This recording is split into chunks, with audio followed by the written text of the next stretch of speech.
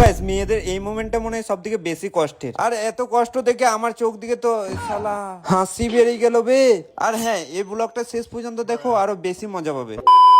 So guys, বর আসবে বলে সকাল সকাল বাস নিয়ে আমি দাঁড়িয়ে গেলাম গেটে। হ্যাঁ, আমাদের এখানে একটা অফার চলছে, বাই ওয়ান গেট ওয়ান। আমাদের এখান থেকে কেউ যদি একটা বাস নিয়ে যায় তাকে আমরা ভালোবেসে আর একটা বাস ফ্রিতে দিই।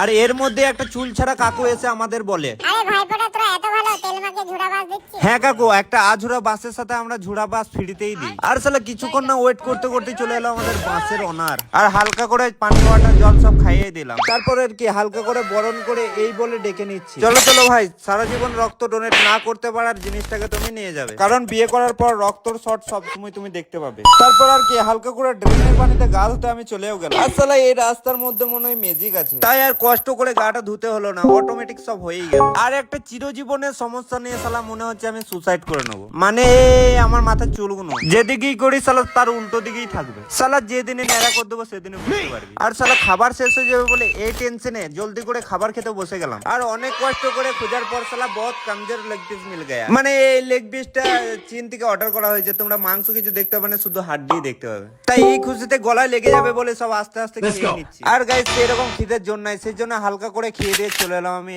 এইরকম একটা জায়গায়। আর এখানে দু বান্ধবীতে আমি এক গ্লাস কেরোসিন তেল আর এক গ্লাস ডিজেল নিয়ে বসে গেলাম খেতে। আসলে ক্যামেরাটা হাতে পাওয়ার পর হালকা করে ভিডিও শুট করে নিলাম, আর তারপর যে এরকমটা হবে আমি কখনো জানতাম না।